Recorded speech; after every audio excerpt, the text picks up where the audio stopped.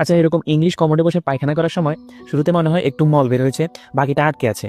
মনে হয় আমার কোষ্ঠকাঠিন্যের সমস্যা। আসলে এটা কি কোষ্ঠকাঠিন্য, কোনো রোগ, নাকি কোনো সাধারণ সমস্যা? চলেন আজকে এটা জানার চেষ্টা করি। তো এটা হচ্ছে আমাদের মলাশয়, যেখানে আমাদের মলগুলা স্টোর থাকে, আর এটা হচ্ছে আমাদের পায়ুপথ। এই আমাদের মলাশয় আর পায়ুপথের মাঝখানে দড়ির মতো একটা মাংসপেশি থাকে, যেটাকে পিউবোরেক্টালিস মাসেল বলে। স্বাভাবিক অবস্থায় এই মাংসপেশিটা টান টান অবস্থায় থাকে, শক্ত হয়ে থাকে। ফলে এই মলাশয় আর পায়ুপথের মধ্যে একটা অ্যাঙ্গেল তৈরি হয়, যেটা 90 ডিগ্রি এর কাছাকাছি হয়। এই অ্যাঙ্গেলটাই মূলত আমাদের কন্টিনেন্স বজায় রাখে, মানে অনিচ্ছায় আমাদের মল বের হয়ে যায় না। কিন্তু যখন আপনি ইংলিশ কমোডে বসবেন, তখন আপনার এই হাঁটুটা আপনার কোমরের চেয়ে নিচে থাকে। ফলে এই মাংসপেশিটা পুরোপুরি শিথিল হতে পারে না। তাই এখান দিয়ে পায়খানা বের হতে আপনার প্রচুর চাপ দিতে হয়, কিন্তু তাও পুরোপুরি পায়খানাটা বের হতে পারে না। মনে হয় যেন কিছু একটা আটকে আছে।